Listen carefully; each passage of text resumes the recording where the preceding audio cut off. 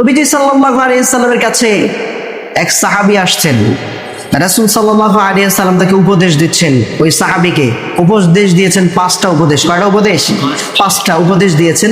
রাসূল সাল্লাল্লাহু আলাইহি সাল্লাম সাহাবীকে বললেন, ইগতানিম খামসান ক্বাবলা খামসিন। তোমার জীবনে তুমি 5টি জিনিস আসার আগে 5টি জিনিসকে মূল্যায়ন করবে, গনিমত মনে করবে। এর মধ্যে 1 নাম্বার হচ্ছে শাবাবাকা ক্বাবলা হারামিক। তোমার বার্ধক্য আসার পূর্বে আল্লাহ যে তোমাকে যৌবন দিয়েছে, এই যৌবনটা তুমি হেলায় খেলায় ধ্বংস করে দিও না। যৌবন না চাইতেই আল্লাহ দিয়েছেন। আমরা কি আল্লাহর কাছে চেয়েছিলাম? চাইনি, কিন্তু আল্লাহ এই যৌবন দিয়েছেন, এই জন্য এটা গনিমত। এখন এটা যদি হেলায় খেলায় তামাশা করে কাটিয়ে দেই, মৃত্যু কিন্তু একদিন আমাদের মাঝে চলেই আসবে। যৌবনকাল পেরিয়ে যখন আমরা বৃদ্ধ হয়ে যাব, 1000 বছর কাঁদলে কি আর ওই যৌবন ফিরে পাওয়া যাবে? যাবে না। এই জন্য বিশ্বনবী বলেছেন, শাবাবাকা ক্বাবলা হারামিক। তুমি তোমার বার্ধক্য আসার পূর্বে যৌবনকে কাজে লাগাও। 2 নম্বরে বিশ্বনবী বলেছেন, অসিহাতাকা ক্বাবলা সাকামিক। অসুস্থতার পূর্বে সুস্থতাকে বিশ্বনবী কাজে লাগাতে বলেছেন। 3 নম্বরে গিনাকা ক্বাবলা ফাকারিক। দারিদ্রতার পূর্বে সচ্ছলতাকে কাজে লাগাতে হবে। ধনাঢ্যতা সবসময় সবার থাকে না। সবাই ধনী হয়ে একবারে চিরস্থায়ী ধনী হয় না, আবার ফকির হয়ে যায়, এরকম অনেক নজির আছে। আছে না নাই? ফারাগাকা ক্বাবলা শুগলিক। বিশ্বনবী 4 নম্বরে বললেন যে তোমার অবসর সময় আসার আগে, তোমার ব্যস্ততা আসার আগে অবসর সময়, এই সময়টাকে তুমি কাজে লাগাও। এই সময় হারিয়ে গেলে আর ফিরে পাবে না। হায়াতাকা ক্বাবলা মাউতিক। তোমার মৃত্যু আসার আগে জীবনটাকে কাজে লাগাও। কয়টা উপদেশ? কথা বলেন, কয়টা উপদেশ? 5টি উপদেশ। এই 5টিকে বিশ্বনবী মূল্যায়ন করতে বলেছেন। 1 নম্বরে কি বললেন? শাবাবাকা ক্বাবলা হারামিক, বার্ধক্যের পূর্বে যৌবনকে। 2 নম্বরে হচ্ছে অসুস্থতার পূর্বে সুস্থতাকে। সুস্থতা যে আল্লাহর কত বড় নিয়ামত, এটা প্রত্যেকটা মানুষ যখন অসুস্থ হয় তখনই বুঝতে পারে কি পরিমাণ বিরক্তিকর কাজ। তখন ঔষধপাতি, টাকা পয়সা কোনো কিছুই কাজে আসে না যদি আল্লাহ ভালো না করে। ঠিক কি না? ঔষধ খেলে মানুষ ভালো হবে এর কোনো গ্যারান্টি আছে? নাই। কত মানুষ দেখবেন এই ডাক্তারের কাছে চিকিৎসা নাই, ওই ডাক্তারের কাছে চিকিৎসা নাই। দেশে হয় না ভারতে যায়, ভারতে হয় না আমেরিকায় যায়, এই দেশে হয় না ওই দেশে যায়। ঠিক কি না? আল্লাহ যতক্ষণ পর্যন্ত চায় না ততক্ষণ পর্যন্ত সে সুস্থ হয় না। বর্তমান যুগে অ্যাপল কোম্পানির প্রতিষ্ঠাতা জবস স্টেভ, সে বলেছিল রোগে আক্রান্ত হয়ে ব্যথার যন্ত্রণায় ছটফট করছিল, কাতরাচ্ছিল। তখন সে বলেছিল যে মানুষ আমাকে জানে, আমি একজন সফল ব্যবসায়ী, বিশাল ধনী মানুষ, আমার টাকা পয়সার শেষ নাই, শান্তিরও শেষ নাই। ঠিক কিনা? এরকম বলেছিল। আর বলেছিল মানুষ মনে করে আমি খুব সুখী মানুষ, কিন্তু আজকে যে আমি রোগে আক্রান্ত হয়েছে, আমার যে ব্যথা, আমার যে যন্ত্রণা, মানুষ যদি জানতো তাহলে কোনোদিন আর এই কথা বলতো না। আজকে আমার টাকা আসে, পয়সা আসে, এগুলো আমার কোনোই কাজে আসছে না। আমি কাউকে 1 কোটি টাকা দিব, দিয়ে বলবো ভাই আমার একটু রোগটা আপনি নেন, আমার ব্যথাটা একটু আপনি নেন, এটা কি সম্ভব? তো স্টিভ জবস বলেছিল আমার টাকা আছে, পয়সা আছে, সবই আছে, মানুষ মনে করে আমার সুখ শান্তির সীমানা নাই, কিন্তু আজকে যে আমি রোগাক্রান্ত হলাম, আজকে আমাকে বাঁচারও কেউ নাই। বাদশা মরুভূমির বুকে পিপাসায় যন্ত্রণায় কাতরাচ্ছে, ছটফট করছে। এক আল্লাহর ওলির কাছে গিয়ে বলছে যে আমাকে 1 গ্লাস পানি খাইতে দেন।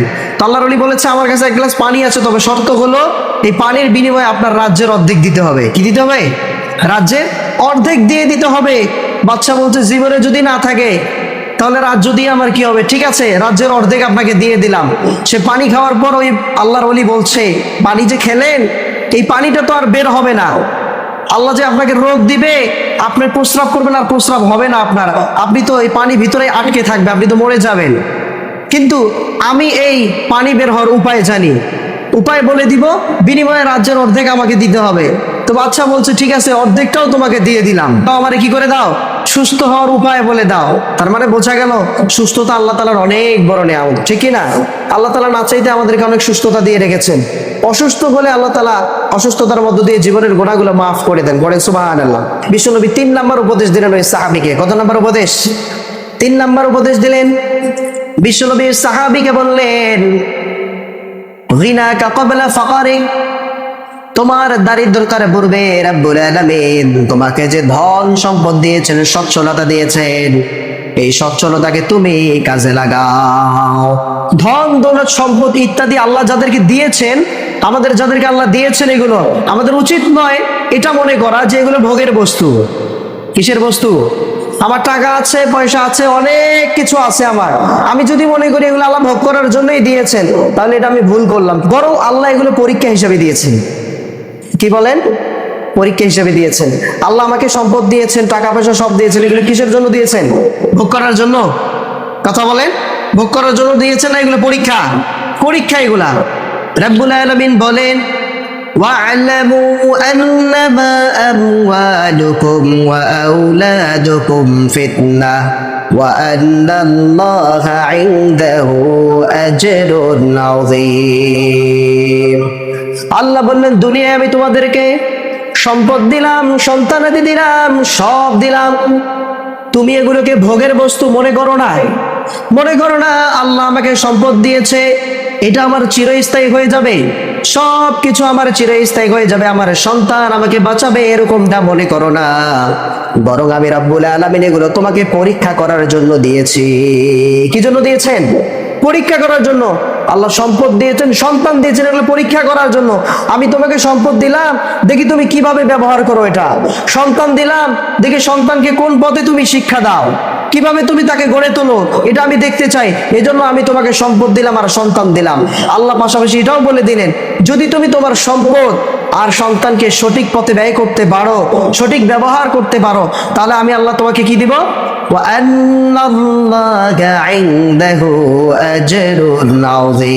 আল্লাহ বলছেন, যদি এগুলো তুমি সঠিক পথে ব্যয় করতে পারো, সন্তানের সঠিক ব্যবহার, সম্পদের সঠিক ব্যবহারটা যদি তুমি করতে পারো, আমি রব্বুল আলামিনের কাছে এর চেয়েও বড় প্রতিদান আছে, সেই প্রতিদান আমি রব তোমাকে দিয়ে দিব।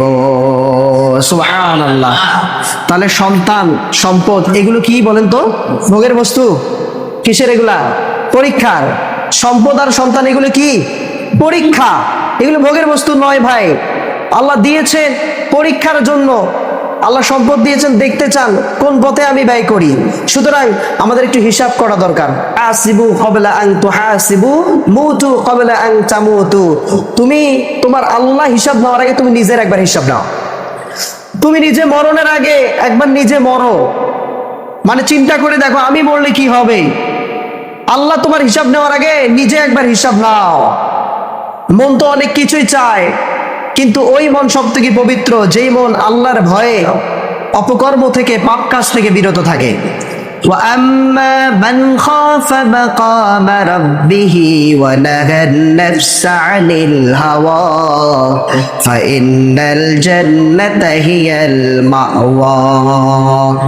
আল্লাহ বললেন, যেই বান্দা আমার সামনে দাঁড়ানোর ভয় পায়, আমার সঙ্গে দাঁড়িয়ে হিসাবের ভয় পায়, ওই বান্দা নিজের আত্মাকে, প্রবৃত্তিকে, যত রকমের পাপ কাজ আছে, অপকর্ম আছে, সব অপকর্ম আর পাপ কাজ থেকে বিরত রাখে, আমি রব্বুল আলামিন তার জন্য জান্নাত তৈরি করে রেখেছি। তার ঠিকানা হবে একটা, সেটা হলো জান্নাত। পড়েন সুবহানাল্লাহ। তাহলে আমাদেরকে একটা হিসাব করতে হবে যে আমাদের সম্পদ আছে, এই সম্পদ কি আমাদেরকে জান্নাতে নিবে না জাহান্নামে নিবে? এই আয়াত থেকে আল্লাহ যেহেতু বললেন যে সম্পদ, সন্ততি, সন্তানাদি এগুলো সব হচ্ছে আল্লাহর দেওয়া পরীক্ষা, এগুলো ভোগের জিনিস নয়। তাহলে আমাদেরকে একটু হিসাব করা দরকার না, যে সম্পদ আমাদেরকে জান্নাতে নিবে না জাহান্নামে নিবে? এটা সবাই ভাবেন তো, যে আমার যতটুকু সম্পদ আছে আর আমার যে ছেলে মেয়ে আল্লাহ দিয়েছে, এরা কি আমার জান্নাতে নিয়ে যাবে নাকি জাহান্নামে নিয়ে যাবে? একটু প্রশ্ন করেন নিজেকে। কথা বুঝতে পারছেন? একটু ভাবেন না যে আমার সম্পত্তি আল্লাহ যতটুকুই দিয়েছে, হয়তো কারো বেশি দিয়েছে, আমাকে একটু কম দিয়েছে। আবার আমার সন্তান নাই, কারো সন্তান আল্লাহ দিয়েছেন। তো এই যে সন্তান আল্লাহ দিলেন, এই সন্তান আমাকে জান্নাতে নিবে নাকি জাহান্নামে নিবে? এই যে সম্পদ, এটা আমাকে জান্নাতে নিবে নাকি জাহান্নামে নিবে? এটা একটু ভাবা দরকার আমাদের, ঠিক কি না? একটু চিন্তা করা দরকার। আমি তো সম্পদ কামালাম, কিন্তু আমি তো চিরস্থায়ী ভাবে এগুলোর মালিক নয়। আমি আজ হোক কাল হোক চলেই যাব, আজ হোক কাল হোক আমার ডাকে সাড়া দিতেই হবে, আমাকে চলে যেতেই হবে। সুতরাং আমার একটু হিসাব করা দরকার, এই সম্পদগুলো আমাকে জান্নাতে নিয়ে যাবে নাকি জাহান্নামে নিয়ে যাবে। সম্পদ থাকতে আমাদেরকে কাজে লাগাতে হবে ভাই। এই সম্পদ আল্লাহ দিয়েছেন, এটাকে নিজের মালিক মনে করা যাবে না, এটাকে আমানত মনে করতে হবে। কি মনে করতে হবে? সম্পদ কি মনে করতে হবে? আমানত। মালিক মনে করা যাবে নাকি? মালিক একজন, তিনি কে? আল্লাহ বলেন কুল আউযু বিরাব্বিন নাস মালিকিন নাস ইলাহিন নাস। মানুষের মালিক কে? কথা বলেন, মানুষের মালিক কে? আল্লাহ। আল্লাহ যে সম্পদ দিলেন এগুলো কি আমাদের একবারে দিয়ে দিয়েছেন? সম্পদটা আল্লাহ পুরোটাই আমাদেরকে দেননি। আল্লাহ বলেছে সম্পদটা তোমাকে দিলাম, এটা আমানত। হ্যাঁ, তোমাকে দিলাম ততটুকু যতটুকু তোমার প্রয়োজন। খুব ভালো করে বোঝেন, আল্লাহ সম্পদ দিয়েছেন, দিয়ে আল্লাহ বলেছেন সম্পদ তোমাকে দিলাম ততটুকুই দিলাম, যতটুকু তোমার প্রয়োজন তুমি ততটুকু ব্যবহার করবা, এর চেয়ে বেশি ব্যবহার করতে পারবা। মনে করেন একটা কোম্পানির ম্যানেজার, কোম্পানির মালিক একটা ম্যানেজার রাখে না? কোম্পানিতে ম্যানেজার রাখে তো। এখন এই ম্যানেজার কি মনে করে যে যা আছে সব আমার, এরকম মনে করে? নাকি সবকিছু মালিকেরই? সব মালিকের। ম্যানেজার শুধু দায়িত্বে আছে, তার শুধু দায়িত্ব সে শুধু দেখভাল করবে, আর সে ততটুকুই পাবে যতটুকু তার ধার্য করা আছে বেতন, ঠিক কি না? আরো সুন্দর একটা উদাহরণ দেই, আমরা গরু লালন পালন করি না? গরু পালিত সবাই নাকি? সবার বাড়িতে গরু আছে? হ্যাঁ, সবার বাড়িতে গরু আছে। গরু দুধ দেয় না? গরু দুধ দেয়। গরু অনেকগুলো করে দুধ দেয় না? দেয় তো। তারপর গরু দিয়ে আমরা কি করি? হাল চাষ করতাম না? গরু দিয়ে বিক্রি করে গরুর টাকা কে নেয়? আমরাই তো নেই। গরু কি কোনোদিন বলছে তুমি আমি 10 কেজি দুধ দিছি, আমি আধা মণ দুধ দিছি, অর্ধেক তুমি নিবা অর্ধেক আমারে দিবা? হাল চাষ করে যে টাকা পাইছো অর্ধেক টাকা তুমি নিবা অর্ধেক টাকা আমারে দিবা, বিক্রি করতে টাকা হলো অর্ধেক তুমি নিবা অর্ধেক আমারে দিবা। গরু কি কোনোদিন এরকম বলছে? বলেনি। গরু কতটুকু পায়? যতটুকু আমি দেই। যতটুকু আমি গরুকে ঘাস যতটুকু দেই, ভুসি ইত্যাদি যতটুকু দেই, গরুর ততটুকুই, এর বেশি তার নাই। বাকি যা আছে গরুর সব কার? মালিকের। সব কার? মালিকের। ঠিক আল্লাহর জন্য বুঝাতে চাচ্ছেন, বান্দা সম্পদ দিলাম, টাকা পয়সা ধন দৌলত সবই দিলাম, নিজের মনে করো না এগুলো আমার, তুমি ততটুকু ব্যবহার করো যতটুকু ব্যবহার করলে তুমি আমার ইবাদত করতে পারবা, তুমি নিজেকে ইবাদতের জন্য প্রস্তুত করতে পারবে। এর জন্য যেইটুকু সম্পদ দরকার ওইটুকুই সম্পদ তুমি নাও, আর বাকি সব আমার। এই সম্পদগুলো তুমি আমার রাস্তায় ব্যয় করো, এই সম্পদগুলো কি করো? আমার রাস্তায় ব্যয় করো। এজন্য সম্পদ থাকতে, প্রিয় ভাই, সম্পদ থাকতেই মনে করা যাবে না এগুলো আমার, এগুলো আমার, এগুলো আমার নয়, এগুলো আল্লাহর দেওয়া দান। আজকে আমি ধনী, কালকে আমি ফকির হয়ে যেতে পারি, এজন্য সম্পদ থাকতে আল্লাহর রাস্তায় ব্যয় করতে হবে। কত মানুষ আছে যারা ধনী ছিল এখন ফকির হয়ে গেছে, আবার কত মানুষ আছে যারা ফকির ছিল এখন ধনী হয়ে গিয়েছে। এজন্যই বলা হয় আমরা তো সকালবেলার ধনী আর সন্ধ্যাবেলার কি? ফকির, ঠিক কি না? আবার সন্ধ্যাবেলার ধনী, সকালবেলা ফকির। এজন্য ধন সম্পদ আছে এখনই কাজে লাগাতে হবে। এই সম্পদ যখন হাত ছাড়া হয়ে যাবে তখন আর কাজে লাগানো যাবে না। সাহাবীদের জীবনী কেমন ছিল? তাদের যতটুকু ছিল ততটুকুই আল্লাহর রাস্তায় কি করেছেন? দান করেছেন। আমরা মনে করি আল্লাহ তো অনেক কম দিয়েছে আমাকে, কিন্তু আমাদেরকে আল্লাহ যা দিয়েছে তা কিন্তু হযরত আবু বকর রাদিয়াল্লাহু তাআলা আনহুর চেয়ে অনেক বেশি দিয়েছে, ঠিক কি না? হযরত আবু বকর রাদিয়াল্লাহু তাআলা আনহুকে আল্লাহ এত কম দেওয়ার পরেও তিনি জান্নাতের সার্টিফিকেট পেয়েছেন দুনিয়ায়, আর আমরা আল্লাহকে এত বেশি দেওয়ার পরেও দুনিয়ায় আমরা আল্লাহকে পাচ্ছি না। হযরত ওমর ফারুক রাদিয়াল্লাহু তাআলা আনহু তিনি সব সময় আবু বকর রাদিয়াল্লাহু তাআলা আনহুর সঙ্গে আমলের প্রতিযোগিতা করতেন। কিসের প্রতিযোগিতা করতেন? আমলের প্রতিযোগিতা করতেন, যে কিভাবে আবু বকরকে ঠকানো যায়, কিভাবে তার চেয়ে বেশি আমল করব আমি।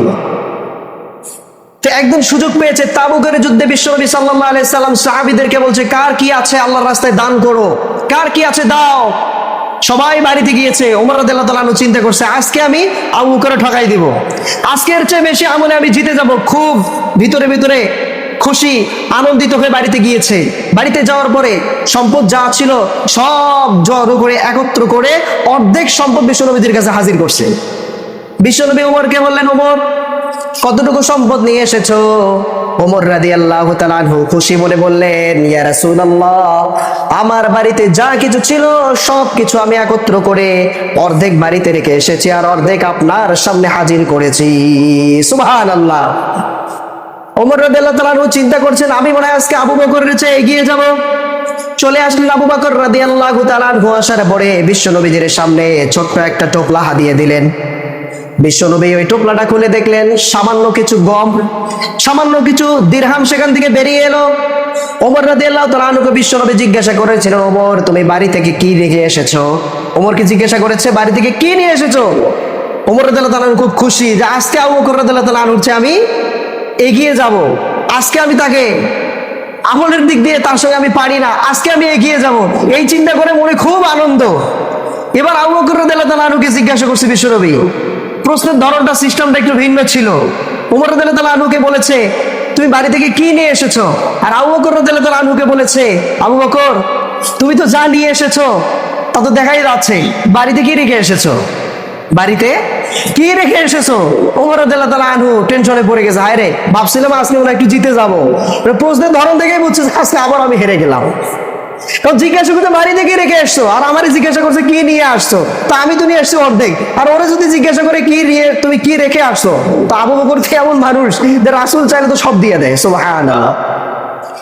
আবু বকর রাদিয়াল্লাহু তাআলা বাড়ি থেকে কি রেখে এসেছেন এটা জানার আগে ওনার সন্তান, ওনার মেয়ে আসমা রাদিয়াল্লাহু তাআলা আনহা, কি নাম, আসমা, আরেকটা মেয়ে হযরত আমাদের আয়েশা সিদ্দিকা রাদিয়াল্লাহু তাআলা আনহা। এই আসমা রাদিয়াল্লাহু তাআলা আনহা তখন ছোট ছিলেন। তো আসমা রাদিয়াল্লাহু তাআলা আনহার একটু জবাবটা জেনে নেই, তিনি কি বলেছেন। তো বাবা যেমন মেয়েও হয় ঠিক সেরকম, ঠিক না? আমরা জানি যে আখের তাক শের কা বাচ্চা শেরই হতা হয়, তো শেষ পর্যন্ত বাঘের বাচ্চা কি হয়, বাঘই হয়। বাঘকে নিয়ে এসে যতই আপনি বকরির সাথে লালন পালন করেন, শেষ বয়সে গিয়ে যখন বড় হবে দেখবেন আপনাকে ঠিকই হামলা করবে, ছাগলের উপর হামলা করবে, ওর ভিতরে বাঘের আচরণ চলেই আসবে। তো আবু বকর রাদিয়াল্লাহু তাআলা আনহু তিনি যেমন তার সন্তানরাও তো ঠিক সেরকমই হবে, ঠিক কি না? তিনি সম্পদ নিয়ে এসেছেন। আবু বকর রাদিয়াল্লাহু তাআলা আনহুর বাবা আবু কুহাফা, কি নাম, আবু কুহাফা, তিনি দেখছেন মুহাম্মদ সম্পদ চাইছে আর আবু বকর বাড়িতে কিছু রেখে যাবে, এটা তো কখনোই সম্ভবই নয়। বাড়িতে গিয়ে বলছে দাদু ভাই বাবা তো কিছু রেখে যায়নি তাই না? তার সন্তান কি জবাব দিচ্ছে জানেন, দাদু ভাই বাবা যথেষ্ট পরিমাণ যা প্রয়োজন তাই রেখে গিয়েছেন, সুবহানাল্লাহ। এটা শুনে আবু কুহাফা চলে যাচ্ছেন, যাওয়ার পরে রাস্তার মাঝে গিয়ে চিন্তা করলো যে আবু বকর যথেষ্ট পরিমাণ রেখে গিয়েছে, যা প্রয়োজন তাই রেখে গিয়েছে, বিষয়টা তো আমার কাছে খুব ভালো মনে হলো না। কারণ আবু বকর বাড়িতে কিছু রেখে যাবে, মোহাম্মদ চাইছে আর বাড়িতে কিছু রেখে যাবে, এটা তো হতে পারে না। আবার ফিরে গেলেন, গিয়ে বলেন দাদু ভাই কি রেখে গিয়েছে একটু বলো তো, কি রেখে গেল তোমার জন্য আবু বকর? ওই ছোট্ট সন্তান কি জবাব দিছে জানেন, বলতেছে দাদু ভাই আপনি চিন্তা করেন না, আপনি টেনশন করেন না, বাবা আমাদের জন্য যা দরকার তাই রেখে গিয়েছেন, তিনি আমাদের বাড়িতে আল্লাহ এবং আল্লাহর রাসূলকে রেখে গিয়েছেন, পড়ে সুবহানাল্লাহ। ধন সম্পদ কিচ্ছু রাখেন নাই, খাবার কিচ্ছু রাখেননি, রেখে গিয়েছেন আল্লাহ এবং আল্লাহর রাসূলকে। আল্লাহু আকবার। কার জবাব এটা? ছোট্ট আসমা রাদিয়াল্লাহু তাআলা আনহার জবাব। এবার আবু বকরকে বিশ্বনবী বললেন আবু বকর তুমি বাড়িতে কি রেখে এসেছো? আবু বকর রাদিয়াল্লাহু তাআলা আনহু চোখের পানি ছেড়ে দিয়ে ঝরঝর করে চোখের পানি ছেড়ে দিয়ে কান্না করে বলছেন ইয়া রাসূলুল্লাহ আমার বাড়ি থেকে যখন আমি বেরিয়ে আসব যা পেয়েছি তাই আমি সঙ্গে করে নিয়ে এসেছি। আসার সময় আমার যে খেজুরের পাতা দিয়ে বানানো বেড়াগুলো আছে মাঝে মাঝে এগুলোতে আমি সুই রাখতাম, কি রাখতাম, কাঁথা সেলাই করি না আমরা, সুই রাখতাম, এই সুইগুলো আমি ওখানে রেখে দিয়েছিলাম। আসার সময় আমি ওগুলো একটু বাড়ি দিয়েছিলাম, একটু নাড়া দিয়েছিলাম যে ওগুলোর মধ্যে যদি কোনো সুই থাকে ওইটাও আমি নিয়ে আসবো, এসে তাবুক যুদ্ধের জন্য আমার কোনো মুজাহিদ ভাইকে গিফট করব, ওইটা নিয়ে কাফেরদের বিরুদ্ধে যুদ্ধ করবে। সুবহানাল্লাহ পড়েন। ইয়া রাসূলুল্লাহ আমি যে একটা করে সুই রাখতাম ওর ভিতরে ওইটাও ঝাড়া দিয়ে আসছে, আমার বাড়িতে কিচ্ছু নাই, আসার সময় যে সুই গেঁথে রেখে দেয় ওইটাও আমি ঝাড়া দিয়েছি যে ওইটা আছে কিনা, আমার বাড়িতে কিচ্ছু নাই ইয়া রাসূলুল্লাহ, আমি রেখে আসি যে আপনাকে আর আমার রবকে বাড়িতে রেখেছি, আমার আর কিছুর দরকার নেই। আল্লাহু আকবার। ও মিয়া দানের জন্য সম্পদ লাগে না, লাগে মন, কি লাগে, মন লাগে। সম্পদ দিলেই আল্লাহ সম্পদ দিয়েছে কিন্তু ব্যয় করছি না, ওই সম্পদ দিয়ে কোনো কাজ হবে? এজন্য সম্পদ থাকতে আল্লাহর রাস্তায় ব্যয় করতে হবে, সম্পদ হারিয়ে গেলে আফসোস করে আর কোনো লাভ নাই। প্রিয় ভাই এজন্য বিশ্বনবী সাহাবীকে উপদেশ দিচ্ছেন কয়টা? পাঁচটা। কয়টা উপদেশ দিচ্ছেন? পাঁচটা। এক নাম্বার করলো শাবাবাকা কবলা হারামে, বিশ্বনবী বললেন তোমার বার্ধক্যের পূর্বে যৌবনটাকে কাজে লাগাও, কারণ যৌবন একবার চলে গেলে আর কোনোদিন ফিরে আসে না। যৌবন এমন একটা জিনিস যেটা না চাইতে আল্লাহ দিয়েছেন, এটাকে এই জন্য গনিমত বলা হয়েছে। কি বলা হয়েছে? গনিমত, যেটা ফ্রি ফ্রি পাওয়া যায় এটাই তো গনিমত। আর গনিমত বার্ধক্য আসার আগে যে যৌবন আল্লাহ দিয়েছেন এটাকে আল্লাহর কাছে চেয়ে নিয়েছি আমরা? আল্লাহ এমনি দিয়েছেন এটা। দুই নম্বরে বিশ্বনবী বললেন সিহাতাকা কবলা সাকামিক, অসুস্থতার পূর্বে তোমার সুস্থতাকে কাজে লাগাও, কারণ অসুস্থ হলে বোঝা যায় সুস্থতার কি নিয়ামক, ঠিক কি না? পেটের ব্যথা হলে ডাক্তারও সঙ্গে সঙ্গে ভালো করতে পারে নাকি? ঔষধ খাওয়ার পর আপনি যে ভালো হবেন এর নিশ্চয়তা আছে? কথা বলেন আছে? কেউ নিশ্চয়তা দিতে পারবে না। কোটি কোটি টাকা আছে আপনার, আপনার পেটের ব্যথা উঠছে, এখন আপনি একজনকে বললেন ভাই তোর 1 কোটি টাকা দিলাম আমার পেটের ব্যথা তুই নে, সম্ভব? কথা বলেন সম্ভব? কোনোদিন সম্ভব নয়। এজন্য বিশ্বনবী বললেন অসুস্থতার পূর্বে সুস্থতাকে কাজে লাগাও। 3 নম্বরে বিশ্বনবী সাহাবীকে নসিহত করলেন গিনাকা ক্বাবলা ফাকারি, তোমার দারিদ্রতার পূর্বে আল্লাহ তোমাকে সচ্ছলতা দিয়েছেন, সম্পদ দিয়েছেন, এই সম্পদ আল্লাহর রাস্তায় তুমি ব্যয় করো। সুবহানাল্লাহ। কম থাকার বেশি থাক ভাই, আল্লাহর রাস্তায় দান করবো তো ইনশাআল্লাহ, করবো তো ইনশাআল্লাহ। 10 টাকা থাকলে অন্তত 2টা টাকা আল্লাহর রাস্তায় দান করি। সম্পদ যা আছে এখান থেকে ব্যয় করার চেষ্টা করি, মন মানসিকতা তৈরি করি, প্রতিদিন কিছু না কিছু আল্লাহর রাস্তায় দেই। কারণ এই সম্পদ চলে গেলে আর ফিরে আসবে না, এখনই দান করি। আল্লাহ দিয়েছেন, এই সম্পদ যদি আমি আল্লাহর রাস্তায় ব্যয় না করি, এগুলো ভোগ করবে আমার সন্তানরা, পরবর্তীরা ভোগ করবে, আমি কিছুই পাইলাম না। আমি যা দেই, আমি যা আল্লাহর রাস্তায় ব্যয় করি, এর বিনিময়ে আল্লাহ আমাকে দেয়।